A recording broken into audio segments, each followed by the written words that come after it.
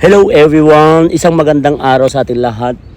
Panibagong video, panibagong vlog ulit tayo. Ayan, naisipan kong i-flex ang aking trabaho, ang aking mga katrabaho. Pakita ko sa inyo, mga matatangkad na Italiano. Ayan, mga bata-bata pa sila.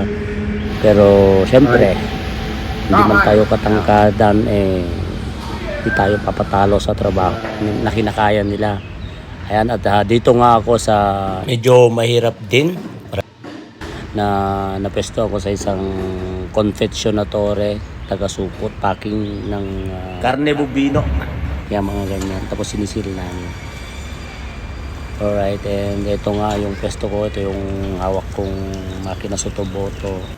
Hindi siya ganun kalakihan dito sa trabaho na to, pero ang importante sa akin ay tuloy-tuloy, hindi kasa integrasyon. Ano? Ayan, at ang pogi ko pala sa video. Ayan, no?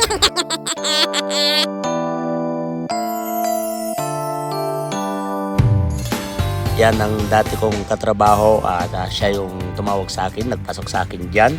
Salamat sa kanya at naisip ako agad nung nangailangan sila.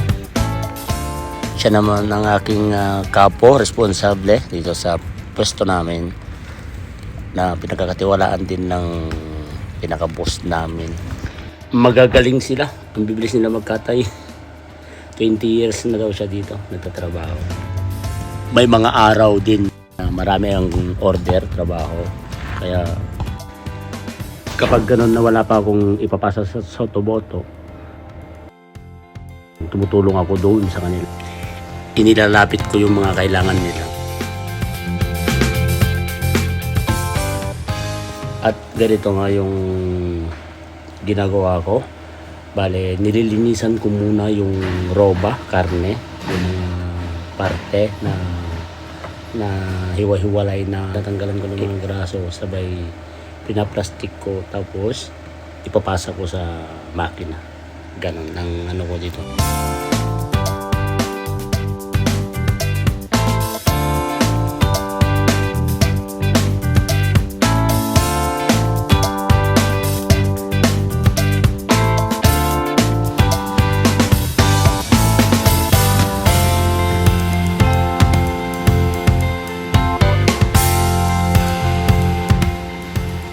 Hindi naman masyadong kahirapan. Maghapon lang na ganyan. Ang importante kasi dito yung size ng mga plastic. Kailangan mong i-memorize kung saan nakapesto. Kasi sa pesto ko dyan, meron mahigit 10 siguro na size ng mga plastic. Pinakamaliliit at hanggang sa pinakamalaki.